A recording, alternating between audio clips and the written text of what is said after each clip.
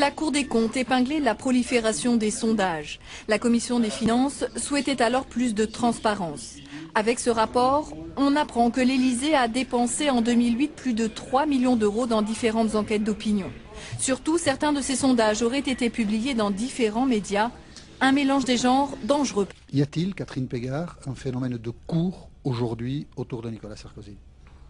Alors ça, je crois que la cour, on en parle parce que les courtisans en parlent. La cour, elle existe si elle veut exister. Mais ce n'est pas le monarque qui fait la cour. Moi, je veux insister sur le soutien au travail et aux travailleurs qui a été la pierre angulaire d'une politique qui a permis en 2 ans et demi la chute du mur de l'immobilisme. Vous l'attendiez, vous l'avez. Nicolas Sarkozy était-il à Berlin le 9 novembre 1989 alors que le mur était en train de tomber?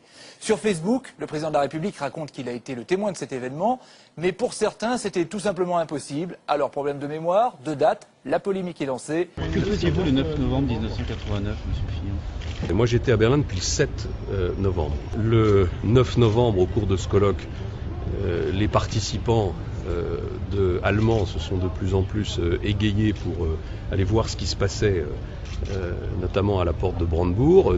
Et vers 23 heures, nous avons croisé entre la porte de Brandebourg et le checkpoint Charlie Alain Juppé, qui était accompagné de Nicolas Sarkozy. Vers minuit, passé le checkpoint Charlie, et nous avons retrouvé de l'autre côté une équipe de la télévision française, de TF1, qui était conduite par Ulysse Gosset, et nous sommes allés ensemble dîner dans un restaurant à Berlin-Est. Joint aujourd'hui par téléphone, Ulysse Gosset est formel. Ce 9 novembre, il est à Moscou comme correspondant pour TF1. Manifestement, il n'était pas à Berlin le 9 novembre, donc il n'a pas dit la vérité. Heureusement qu'il n'a pas prétendu être là le jour de la prise de la Bastille, parce que je ne sais pas comment il s'en serait sorti. Benoît Hamon dit que manifestement, Nicolas Sarkozy s'est fait tromper de date, il le traite de grand affabulateur. Votre réponse, Bernard Kouchner? Ce n'est pas une polémique intéressante après ce qu'on vient d'entendre et après ce que je viens de voir cette nuit.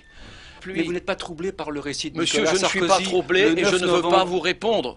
C'est dérisoire. Personne ne s'attendait à la chute du mur Attendez, le 9 novembre 89. Monsieur, voulez-vous me rendre muet? Ça n'est pas intéressant. Je me méfie, c'est quand j'entends les hommes politiques toujours faire leur promotion personnelle et finalement dans le subconscient c'est « regardez comme je suis sympathique, comme j'ai du charme, comme je suis intelligent », entre parenthèses, « élisez-moi ». Élisez-moi. Ce n'est que ça, l'homme politique.